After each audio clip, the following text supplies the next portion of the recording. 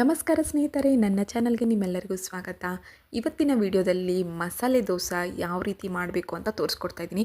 Hotel ಸ್ಟೈಲಿನಲ್ಲಿ ಪರ್ಫೆಕ್ಟಾಗಿ ಕೆಂಪು ಚಟ್ನಿ, ಆಲೂಗಡ್ಡೆ ಪಲ್ಯ, ಹಾಗೆ ನೀರು ಚಟ್ನಿ, ಹಾಗೆ ನೋಡಿ ಇಲ್ಲಿ ಮಸಾಲೆ ದೋಸೆ ಎಷ್ಟು ಸಖತ್ತಾಗಿ ಬಂದಿದೆ ಅಂತೇಳಿ.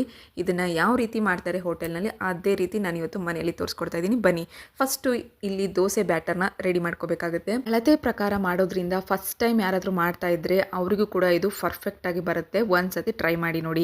ಎಷ್ಟೋ ಸತಿ ನೀವು ದೋಸೆ ಮಾಡ್ತಾ ಇರ್ಬೇಕಾದ್ರೆ ನಿಮಗೆಲ್ಲ ಮಿಸ್ಟೇಕ್ ಆಗ್ತಾ ಇದ್ದರೆ ಈ ಒಂದು ಟ್ರೈ ಮಾಡಿ ಕರೆಕ್ಟಾಗಿ ಬರುತ್ತೆ. ಫಸ್ಟ್ ಇಲ್ಲಿ 3 ಕಪ್ ಆಗುವಷ್ಟು ಅಕ್ಕಿನ ತೊಗೊಂಡಿದ್ದೀನಿ. ಇಲ್ಲಿ ರೇಷನ್ ಅಕ್ಕಿನ ತೊಗೊಂಡಿದ್ದೀನಿ. ಅದಕ್ಕೆ ಕರೆಕ್ಟಾಗಿ 1 ಕಪ್ ಆಗುವಷ್ಟು ಉದ್ದಿನ ಬೇಳೆನ ತೊಗೊಂಡಿದ್ದೀನಿ. ಹಾಗೆ ಇದಕ್ಕೆ ಅರ್ಧ ಕಪ್ ಆಗುವಷ್ಟು ಅವಲಕ್ಕಿನ ತೊಗೊಂಡಿದ್ದೀನಿ. ಅವಲಕ್ಕಿ ಏನಿದೆ ಗಟ್ಟಿ ಅವಲಕ್ಕಿನೇ ತೊಗೊಂಡಿದ್ದೀನಿ. ನೆಕ್ಸ್ಟ್ ಬಂದುಬಿಟ್ಟು 1 ಟೇಬಲ್ ಸ್ಪೂನ್ ಆಗುವಷ್ಟು ಮೆಂತ್ಯ ಕಾಳನ್ನು ಇದರಲ್ಲಿ ಆ್ಯಡ್ ಮಾಡ್ಕೊಂಡಿದ್ದೀನಿ. ಈಗ ಇದನ್ನು ನೀಟಾಗಿ ತೊಳೆದ್ಬಿಟ್ಟು ಒಂದು ಸತಿ ತೆಗೆದಿಟ್ಕೊಳ್ಳಿ. ಯಾಕಂದರೆ ರೇಷನ್ ಅಕ್ಕಿ ಇರೋದ್ರಿಂದ ಸ್ವಲ್ಪ ಹುಳುಗಳಿರುತ್ತೆ ಅಥವಾ ಜಾಡ್ಸಿಟ್ಕೊಳ್ಳಿ ಭತ್ತಗಿತ್ತ ಇರುತ್ತೆ. ಹಾಗಾಗಿ ಇದನ್ನು ನೀಟಾಗಿ ಕ್ಲೀನ್ ಮಾಡಿಕೊಂಡು ಒಂದು ಸತಿ ತೊಳೆದಿಟ್ಕೊಂಡಿದ್ದೀನಿ. ಅದಾದಮೇಲೆ ಇದನ್ನು ನಾನು 8 ಗಂಟೆಗಳ ಕಾಲ ನೀರು ಹಾಕಿ ನೆನೆ ಹಾಕಿ ಇಟ್ಕೋಬೇಕಾಗತ್ತೆ. ನೋಡಿ, ಈಗ ನೆನೆದಿದೆ, ಅಕ್ಕಿಯೆಲ್ಲ ಚೆನ್ನಾಗಿ ನೆನೆದಿದೆ. ಬೆಳಿಗ್ಗೆ ಮಾಡಿಕೊಂಡ್ರೆ ಸಾಯಂಕಾಲ ತನಕ ನಿಮಗೆ ಚೆನ್ನಾಗಿ ನೆನೆದು ಬಿಡುತ್ತೆ. ಒಂದು ಸುಮಾರು 10-11 ಗಂಟೆಗೆ ನೀವು ಸ್ಟಾರ್ಟ್ ಮಾಡಿದರೆ ಸಾಯಂಕಾಲ 6 ಗಂಟೆಗೆ ನೀವು ಬ್ಯಾಟರ್ನ ರೆಡಿ ಮಾಡ್ಕೋಬೋದು. ಈಗ ನೋಡಿ, ನಾನು ಮಿಕ್ಸಿ ಜಾರಿಗೆ ಹಾಕ್ಕೊತಾ ಇದ್ದೀನಿ. ಕೈಯಿಂದ ತೋರಿಸಿದ್ನಲ್ವ, ಅಷ್ಟೇ ಸ್ಮೂತಾಗಿರಬೇಕು. ಜಾಸ್ತಿ ನೀರು ಹಾಕೋದೇನು ಬೇಕಾಗೋದಿಲ್ಲ. ಜಸ್ಟ್ ನಿಮಗೆ ಕೈಯಿಂದ ಮುಟ್ಟಿದರೆ ರಫ್ ಅನ್ನಿಸ್ಬಾರ್ದು. ಮುಟ್ಟಿದ ತಕ್ಷಣ ಸ್ಮೂತಾಗಿ ಬರಬೇಕು. ನೋಡಿ, ಇವಾಗ ಹಿಟ್ಟು ರೆಡಿಯಾಗಿದೆ. ಒಂದು ಸತಿ ನಿಮ್ಮ ಕೈಯಿಂದನೇ ನೀಟಾಗಿ ಕಲಿಸ್ಕೊಳ್ಳಿ. ಕೈಯಿಂದ ಕಲಿಸೋದ್ರಿಂದ ಏನಾಗುತ್ತೆ ಅಂದರೆ ಬ್ಯಾಟರ್ ಏನಿದೆ ಪರ್ಫೆಕ್ಟಾಗಿ ಕಲಿಯುತ್ತೆ. ಹಾಗಾಗಿ ನೆಕ್ಸ್ಟು ಈಗ ಕ್ಲೈಮೇಟ್ ಏನಿದೆ ಚಳಿಗಾಲ ಇದೆ. ಹಾಗಾಗಿ ಒಂದು ಮೆಣಸಿನ್ಕಾಯಿನ ನೀವು ಮಾಡಿರುವಂಥ ಬ್ಯಾಟರ್ನಲ್ಲಿ ರೆಡಿ ಮಾಡಿ ಇರುವಂಥ ಬ್ಯಾಟರ್ನಲ್ಲಿ ಹಾಕಿಡೋದ್ರಿಂದ ಚೆನ್ನಾಗಿ ಉಬ್ಬಿ ಬರುತ್ತೆ. ನೋಡಿ, ಈಗ ನೆಕ್ಸ್ಟ್ ಡೇ ಬೆಳಗ್ಗೆ ಎದ್ದು ನಾನು ನಿಮಗೆ ತೋರಿಸ್ಕೊಡ್ತಾ ಇದ್ದೀನಿ.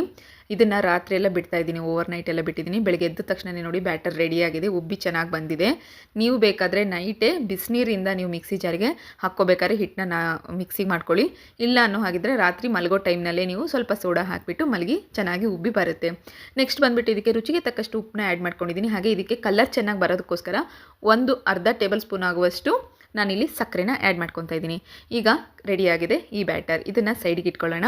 ಹಾಗೆ ಬನ್ನಿ, ದೋಸೆಗೆ ಪರ್ಫೆಕ್ಟ್ ಕಾಂಬಿನೇಷನ್ ಅಂದರೆ ಆಲೂಗಡ್ಡೆ ಪಲ್ಯ. ಹಾಗಿದ್ರೆ ಆಲೂಗಡ್ಡೆ ಪಲ್ಯ ಯಾವ ರೀತಿ ಮಾಡೋದು ಅಂತ ಈ ವಿಡಿಯೋದಲ್ಲಿ ತೋರಿಸ್ಕೊಡ್ತಾ ಇದ್ದೀನಿ. 2 ಆಲೂಗಡ್ಡೆ, ದೊಡ್ಡ ಆಲೂಗಡ್ಡೆನ ತೊಗೊಂಡಿದ್ದೀನಿ. ಆಲೂಗಡ್ಡೆನ ಒಂದು 4ರಿಂದ 5 ವಿಸಿಲ್ನ ಹೊಡಿಸ್ಕೋಬೇಕಾಗುತ್ತೆ. 5 ವಿಸಿಲ್ ಆದಮೇಲೆ ಇದನ್ನು ಆರೋದಕ್ಕೆ ಬಿಡೋಣ. ಆರಿದ ಮೇಲೆ ಏನಿದೆ ಇದನ್ನು ಒಂದು ತಣ್ಣೀರಲ್ಲಿ ಹಾಕಿಬಿಟ್ಟು ನೀಟಾಗಿ ಮೇಲ್ಗಡೆಯ ಸಿಪ್ಪೆ ಏನಿದೆ ಅದನ್ನು ತಕ್ಕೋಬೇಕಾಗುತ್ತೆ. ನೋಡಿ, ನಾನಿಲ್ಲಿ ಪ್ಲೇಟ್ನಲ್ಲಿ ಹಾಕ್ಕೊಂಡ್ಬಿಟ್ಟು ಇದನ್ನು ಒಂದು 5 ನಿಮಿಷ ಬಿಡ್ತಾ ಇದ್ದೀನಿ. ಅದಾದಮೇಲೆ ಎಲ್ಲ ಸಿಪ್ಪೆ ಎಲ್ಲ ತೆಗೆದಿದ್ದೀನಿ. ಸಿಪ್ಪೆ ಎಲ್ಲ ತೆಗೆದ್ಮೇಲೆ ನೀವು ಬೇಕಾದರೆ ಸ್ಮ್ಯಾಶ್ ಮಾಡ್ಕೋಬೋದು. ಇಲ್ಲ ಅಂದರೆ ನಿಮಗೆ ಕಟ್ ಮಾಡಿಕೊಂಡು, ನಾನಿಲ್ಲಿ ಚಾಕುವಿನ ಸಹಾಯದಿಂದ ಕಟ್ ಮಾಡ್ಕೊತಾ ಇದ್ದೀನಿ. ನನಗೆ ಇಲ್ಲಿ ಕಂಪ್ಲೀಟಾಗಿ ಸ್ಮೂತಾಗಿ ಏನು ಬೇಕಾಗೋದಿಲ್ಲ. ಜಸ್ಟ್ ಒಂದೊಂದು ಬೈಟ್ನಲ್ಲಿ ಆಲೂಗಡ್ಡೆ ಸಿಗಲಿ ಅನ್ನೋದಕ್ಕೋಸ್ಕರ ನಾನಿಲ್ಲಿ ಜಸ್ಟ್ ರಫ್ಲಿ ಕಟ್ ಮಾಡ್ಕೊಂಡಿದ್ದೀನಿ ಅಷ್ಟೇ. ನೆಕ್ಸ್ಟ್ ಈಗ ಮಸಾಲೆ ದೋಸೆಗೆ ಆಲೂಗಡ್ಡೆ ಪಲ್ಯನ ಒಗ್ಗರಣೆ ಹಾಕೊಳ್ಳೋಣಂತೆ. ಒಂದು ಪ್ಯಾನನ್ನು ಬಿಸಿ ಆಗೋವರೆಗೂ ಬಿಡಿ. ಒಂದು 2 ಟೇಬಲ್ ಸ್ಪೂನ್ ಆಗುವಷ್ಟು ಎಣ್ಣೆನ ಇದರಲ್ಲಿ ಆ್ಯಡ್ ಮಾಡ್ಕೊತಾ ಇದ್ದೀನಿ. ಸ್ವಲ್ಪ ಎಣ್ಣೆ ಜಾಸ್ತಿ ಇರಲಿ, ಅಂದರೆ ಟೇಸ್ಟ್ ಚೆನ್ನಾಗಿರುತ್ತೆ. ಹಾಗಾಗಿ ನೆಕ್ಸ್ಟು ಎಣ್ಣೆ ಕಾದ ನಂತರ ನಾನಿಲ್ಲಿ ಸಾಸಿವೆ ಮತ್ತು ಜೀರಿಗೆ ಒಗ್ಗರಣೆಗೆ ಚಟ್ಪಟ್ ಅನ್ನೋವರೆಗೂ ಹಾಕಿ ಅದಾದಮೇಲೆ ಕಡಲೆಬೇಳೆನ ಹಾಕ್ತಾಯಿದ್ದೀನಿ. 1 ಟೇಬಲ್ ಸ್ಪೂನ್ ಆಗುವಷ್ಟು ಕಡಲೆಬೇಳೆನ ಆ್ಯಡ್ ಮಾಡ್ಕೊತಾ ಇದ್ದೀನಿ. ಅದಾದಮೇಲೆ ದಪ್ಪಗೆ ಉದ್ದಕ್ಕೆ ಕಟ್ ಮಾಡಿರುವಂಥ ಈರುಳ್ಳಿ 1 ಬೌಲ್ ಆಗುವಷ್ಟು, ಒಂದು ದೊಡ್ಡ ಈರುಳ್ಳಿನ ಕಟ್ ಮಾಡ್ಕೊಳ್ಳಿ.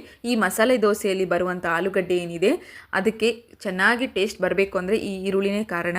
ಈರುಳ್ಳಿ ಉದ್ದುದ್ದಕ್ಕೆ ಇದ್ದರೆ ಅಷ್ಟೇ ಮಾತ್ರ ಚೆನ್ನಾಗಿ ಬರುತ್ತೆ. ಹಾಗಾಗಿ ನಾನಿಲ್ಲಿ ಉದ್ದುದ್ದಕ್ಕೆ ಈರುಳ್ಳಿನ ಕಟ್ ಮಾಡ್ಕೊಂಡಿದ್ದೀನಿ. ಈಗ ಇದನ್ನು ಚೆನ್ನಾಗಿ ಫ್ರೈ ಮಾಡ್ಕೊಳ್ಳೋಣಂತೆ. ಕಲರ್ ಚೇಂಜ್ ಆಗೋವರೆಗೂ, ಕಂದು ಬಣ್ಣ ಬರೋವರೆಗೂ ಈರುಳ್ಳಿನ ಚೆನ್ನಾಗಿ ಫ್ರೈ ಮಾಡ್ಕೊಳ್ಳಿ. ಈಗ ಕಲರ್ ಚೇಂಜ್ ಆಗಿದೆ. ಕಲರ್ ಚೇಂಜ್ ಆಗಿದ ತಕ್ಷಣವೇ ನೀವೇನು ಮಾಡಬೇಕಾಗುತ್ತೆ, 2ರಿಂದ 3 ಮೆಣಸಿನ್ಕಾಯಿನ ಸಣ್ಣದಾಗಿ ಉದ್ದುದ್ದಕ್ಕೆ ಕಟ್ ಮಾಡಿ ಇದರಲ್ಲೇ ಹಾಕಿಬಿಡಿ.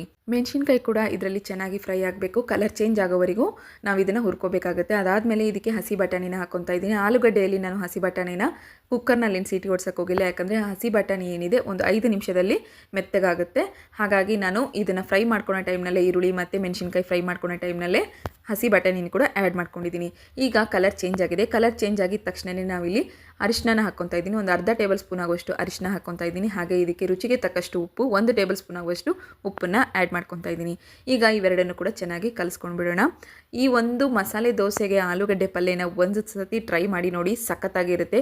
ಹೋಟೆಲ್ನಲ್ಲೆಲ್ಲ ಇದೇ ರೀತಿ ಮಾಡೋದು ಸ್ನೇಹಿತರೆ. ತುಂಬ ಸುಲಭವಾಗಿ ಈಸಿಯಾಗಿ ನೀವು ಕೂಡ ಮನೆಯಲ್ಲೇ ಮಾಡ್ಕೋಬೋದು. ಹೋಟೆಲ್ಗೆ ಹೋಗೋ ಅವಶ್ಯಕತೆನೇ ಇರೋದಿಲ್ಲ.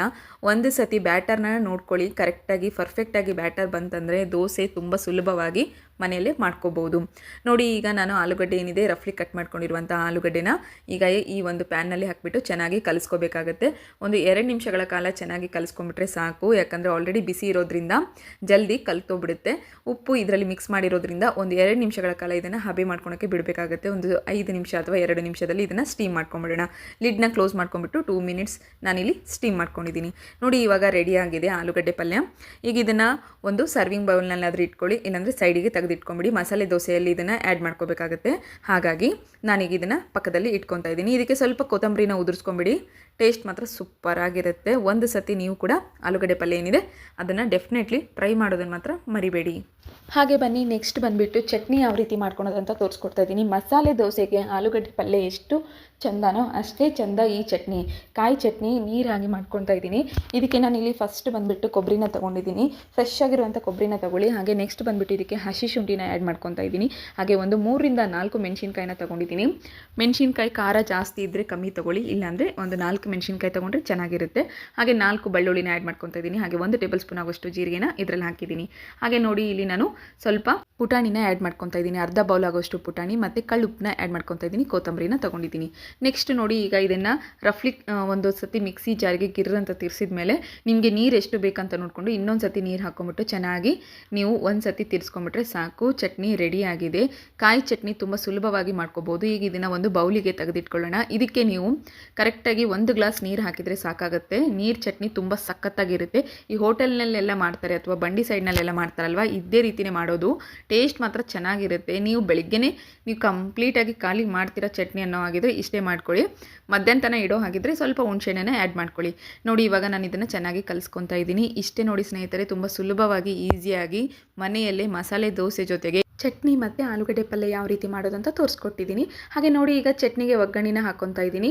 1 ಟೇಬಲ್ ಸ್ಪೂನ್ ಆಗೋಷ್ಟು ಎಣ್ಣೆನ ಇದರಲ್ಲಿ ಆ್ಯಡ್ ಮಾಡ್ಕೊತಾ ಇದ್ದೀನಿ. 1 ಟೇಬಲ್ ಸ್ಪೂನ್ ಆಗೋಷ್ಟು ಎಣ್ಣೆನ ಹಾಕಿದ ಮೇಲೆ ಸಾಸಿವೆ ಮತ್ತು 1 ಟೇಬಲ್ ಸ್ಪೂನ್ ಆಗುವಷ್ಟು ಕಡಲೆಬೇಳೆನ ಹಾಕ್ತಾ ಇದ್ದೀನಿ. ಈಗ ನಾನಿಲ್ಲಿ ಒಂದು 2 ರಿಂದ 3 ಬ್ಯಾಡ್ಗೆ ಮೆಣಸಿನ್ಕಾಯಿನ ಹಾಕ್ಕೊತಾ ಇದ್ದೀನಿ. ಅದಾದಮೇಲೆ ಬಂದ್ ಮಾಡ್ಕೊಂಡ್ಬಿಟ್ಟು ಕೊತ್ತಂಬರಿನ ಆ್ಯಡ್ ಮಾಡ್ಕೊತಾ ಇದ್ದೀನಿ. ನೀವು ಬೇಕಾದರೆ ಇಲ್ಲಿ ಕರಿಬೇವು ಆದರೂ ಹಾಕೋಬೋದು, ಇಲ್ಲ ಕೊತ್ತಂಬರಿ ಆದರೂ ಹಾಕ್ಕೋಬೋದು. ನಾನು ಇಲ್ಲಿ ಕೊತ್ತಂಬರಿಯಿಂದ ಒಗ್ಗರಣೆ ಹೊಡ್ಕೊಂಡಿದ್ದೀನಿ. ಅದಾದಮೇಲೆ ನೋಡಿ ಚಟ್ನಿ ರೆಡಿಯಾಗಿದೆ. ಈ ಒಂದು ಚಟ್ನಿ ನಿಮಗೆ ಇಷ್ಟ ಆಗಿದ್ದರೆ ನನ್ನ ಚಾನಲ್ನ ಸಬ್ಸ್ಕ್ರೈಬ್ ಆಗೋದನ್ನು ಮಾತ್ರ ಮರಿಬೇಡಿ. ಹಾಗೆ ಇನ್ನೂ ವಿಡಿಯೋ ಇದೆ, ಕಂಪ್ಲೀಟಾಗಿ ಎಂಡಿಂಗ್ ತನಕ ನೋಡಿ. ನೆಕ್ಸ್ಟ್ ಬಂದುಬಿಟ್ಟು ಮಸಾಲೆ ದೋಸೆಗೆ ಇನ್ನೂ ಒಂದು ಮೇನ್ ಇಂಗ್ರೀಡಿಯೆಂಟ್ ಏನಪ್ಪ ಅಂತಂದರೆ ಈ ಒಂದು ಕೆಂಪು ಚಟ್ನಿ. ಇದನ್ನು ನೀವು ತುಂಬ ಸುಲಭವಾಗಿ ಈಸಿಯಾಗಿಯೇ ಮಾಡ್ಕೋಬೋದು. ಯಾವ ರೀತಿ ಅಂತ ನಾನು ಇವತ್ತು ತೋರಿಸ್ಕೊಡ್ತಾ ಇದ್ದೀನಿ ನೋಡಿ. ಫಸ್ಟ್ ಒಂದು 4 ಮೆಣಸಿನ್ಕಾಯಿನ ತೊಗೊಳ್ಳಿ. ನಾನಿಲ್ಲಿ 2 ಗುಂಟೂರು ಹಾಗೆ 2 ಬ್ಯಾಡಗಿ ಮೆಣಸಿನ್ಕಾಯಿನ ತೊಗೊಂಡಿದ್ದೀನಿ. 4 ಮೆಣಸಿನ್ಕಾಯಿ ಸ್ವಲ್ಪ ಬಿಸಿನೀರಿನಲ್ಲಿ ನೆನೆ ಹಾಕಿಟ್ಕೊಳ್ಳಿ ಮೆತ್ತಗಾಗೋವರೆಗೂ. ಮೆತ್ತಗಾಗಿದ್ದ ತಕ್ಷಣವೇ ನೋಡಿ ಇಲ್ಲಿ 4 ಮೆಣಸಿನ್ಕಾಯಿನ ನಾನೀಗ ಮಿಕ್ಸಿ ಜಾರಿಗೆ ಹಾಕ್ಕೊತಾ ಇದ್ದೀನಿ. 1 ಟೊಮೊಟೊನ ನಾನು ಹಾಕ್ತಾ ಇದ್ದೀನಿ. ಹಾಗೆ ಒಂದು 4 ರಿಂದ 5 ಬೆಳ್ಳುಳ್ಳಿ ಹಾಕ್ತಾ ಇದ್ದೀನಿ.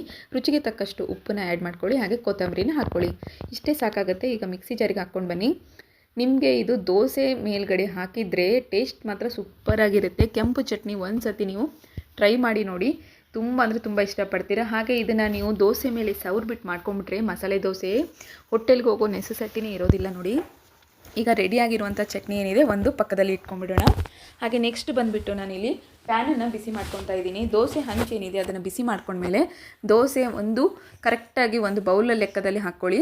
ಈಗ ನಿಮ್ಗೆ ಏನಾದರೂ ಬರ್ತಾ ಇಲ್ಲ, ಫಸ್ಟ್ ಟೈಮ್ ಟ್ರೈ ಮಾಡ್ತಾ ಇದ್ದೀರಾ ಅನ್ನೋ ಹಾಗಿದ್ರೆ ಒಂದು ಸಣ್ಣ ಸ್ಪೂನನ್ನು ತೊಗೊಳ್ಳಿ. ಸಣ್ಣ ಸ್ಪೂನಿನ ತೊಗೊಂಡು ಈ ರೀತಿ ನಾನು ಯಾವ ರೀತಿ ತೋರಿಸ್ತಾ ಇದ್ದೀನಲ್ಲ ಅದೇ ರೀತಿಯೇ ನೀವು ಕರೆಕ್ಟಾಗಿ ರೌಂಡ್ ಮಾಡ್ಕೊತಾ ಹೋಗಿ. ದೋಸೆ ಏನಿದೆ ಯಾವಾಗಲೂ ಹಾಕಬೇಕಾದ್ರೆ ಫ್ಲೇಮ್ ಏನಿದೆ ಕಮ್ಮಿ ಇಟ್ಕೊಳ್ಳಿ, ಅಂದ್ರೇ ಚೆನ್ನಾಗಿ ಬರುತ್ತೆ, ಕ್ರಿಸ್ಪಿಯಾಗಿ ಬರುತ್ತೆ. ಹಾಗೆ ಕಲರ್ ಕೂಡ ಚೆನ್ನಾಗಿ ಬರುತ್ತೆ.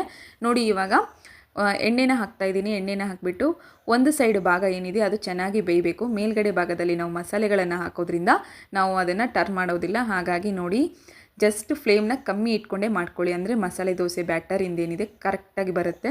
ನೆಕ್ಸ್ಟ್ ನಾವು ಮಾಡ್ಕೊಂಡಿರುವಂಥ ಕೆಂಪು ಚಟ್ನಿ ಏನಿದೆ ಅದನ್ನು ಇದರಲ್ಲಿ ಆ್ಯಡ್ ಮಾಡ್ಕೊತಾ ಇದ್ದೀನಿ. ಸುತ್ತಲೂ ನೀವು ಕೆಂಪು ಚಟ್ನಿನ ಆ್ಯಡ್ ಮಾಡ್ಕೊಂಡ ತಕ್ಷಣವೇ ಅದು ಸ್ವಲ್ಪ ಬೇಯಬೇಕಾಗುತ್ತೆ. ಹಾಗಾಗಿ ಒಂದು 5 ನಿಮಿಷಗಳ ಕಾಲ ನೀವು ವೇಟ್ ಮಾಡ್ಕೊಂಬಿಟ್ರೆ ಸಾಕು, ಸಖತ್ತಾಗಿ ಬರುತ್ತೆ. ಇದು ಎದ್ದೇಳೋವರೆಗೂ ನೀವೇನು ಮುಟ್ಟಕ್ಕೆ ಹೋಗಬೇಡಿ, ಯಾಕಂತಂದರೆ ಹಂಚಿನ ಮೇಲ್ಗಡೆಯಿಂದ ದೋಸೆ ಏನಿದೆ ಅದಂಗದೇ ಎದ್ದೇಳಬೇಕು ಅಂತ ಹೇಳ್ತಾರೆ. ನಾವೇನಾದರೂ ಮುಟ್ಟಿದ್ರೆ ಏನಾಗ್ಬಿಡುತ್ತೆ, ಕೆಟ್ಟೋಗ್ಬಿಡುತ್ತೆ. ನೋಡಿ ಇವಾಗ ನಾನು ನಿಮಗೆ ತೋರಿಸ್ಕೊಡ್ತಾ ಇದ್ದೀನಿ ಕರೆಕ್ಟಾಗಿ ಎಷ್ಟು ಚೆನ್ನಾಗಿ ಎಲ್ಲ ಕಡೆಯಿಂದನೂ ಬೇಯ್ದಿದೆ ನೋಡಿ. ಈ ರೀತಿ ಆದರೆ ಸಾಕು. ಈಗ ಇದಕ್ಕೆ ಆಲೂಗಡ್ಡೆನ ಇಟ್ಕೊಂಡ್ಬಿಟ್ಟು 1 ನಿಮಿಷಗಳ ಕಾಲ ಬಿಸಿ ಮಾಡ್ಕೊಂಡ್ಬಿಟ್ರೆ ಮುಗಿದು ಹೋಯಿತು. ನಮ್ಮ ಮಸಾಲೆ ದೋಸೆ ಸಖತ್ತಾಗಿ ಬರುತ್ತೆ ನೋಡಿ. ಎಷ್ಟು ಚೆನ್ನಾಗಿ ಬಂದಿದೆ ನೋಡಿ. ಈಗ ಕ್ಲೋಸ್ ಮಾಡ್ಕೊಂಡಿದ್ದೀನಿ. ಈ ಒಂದು ವಿಡಿಯೋ ನಿಮಗೆ ಇಷ್ಟ ಆದರೆ ನನ್ನ ಚಾನಲ್ನ ಸಬ್ಸ್ಕ್ರೈಬ್ ಆಗೋದನ್ನು ಮಾತ್ರ ಮರಿಬೇಡಿ. ಹಾಗೆ ಪಕ್ಕದಲ್ಲಿರುವ ಬೆಲ್ ಐಕಾನ್ನ ಕ್ಲಿಕ್ ಮಾಡಿ. ಎಲ್ಲರಿಗಿಂತ ಮುಂಚೆ ನೋಟಿಫಿಕೇಷನ್ ನಿಮಗೆ ಸಿಗುತ್ತೆ. ಈ ರೀತಿ ನಿಮ್ಮ ಮನೆಯಲ್ಲಿ ಯಾರಾದರೂ ಗೆಸ್ಟ್ ಬಂದಾಗ ಅಥವಾ ಮನೆಯಲ್ಲಿ ಯಾರಿಗೇ ಆಗಲಿ ಈ ರೀತಿ ಮಸಾಲೆ ದೋಸೆ ನೀವು ಒಂದು ಸತಿ ಮಾಡಿಕೊಟ್ರೆ ಪದೇ ಪದೇ ಬೇಕು ಅಂತಾರೆ, ಅಷ್ಟು ಇಷ್ಟಪಟ್ಟು ಕೂಡ ತಿಂತಾರೆ. ಈಗ ನಾನಿಲ್ಲಿ ಇದನ್ನು ಒಂದು ಸತಿ ಸರ್ವ್ ಮಾಡಿ ತೋರಿಸ್ತಾ ಇದ್ದೀನಿ ನೋಡಿ. ಕೆಂಪು ಚಟ್ನಿ ಹಾಗೆ ಆಲೂಗಡ್ಡೆ ಪಲ್ಯ ಜೊತೆಗೆ ಹಾಗೆ ಕೊಬ್ಬರಿ ಚಟ್ನಿ ಜೊತೆಗೆ ಈ ಮಸಾಲೆ ದೋಸೆನ ನಾನು ಸರ್ವ್ ಮಾಡ್ತಾ ಇದ್ದೀನಿ. ನಿಮಗೆ ಇಷ್ಟ ಆಗಿದ್ದರೆ ನೀವು ಕೂಡ ನಿಮ್ಮ ಮನೆಯಲ್ಲಿ ಮಾಡಿ ನನಗೆ ಕಮೆಂಟ್ ಮೂಲಕ ತಿಳಿಸಿ ಈ ವಿಡಿಯೋ ಇಷ್ಟ ಆಗಿದೆ ಅಂತ ಹೇಳಿ. ಈ ವಿಡಿಯೋ ನೋಡಿದ್ದಕ್ಕೆ ಎಲ್ಲರಿಗೂ ಧನ್ಯವಾದಗಳು.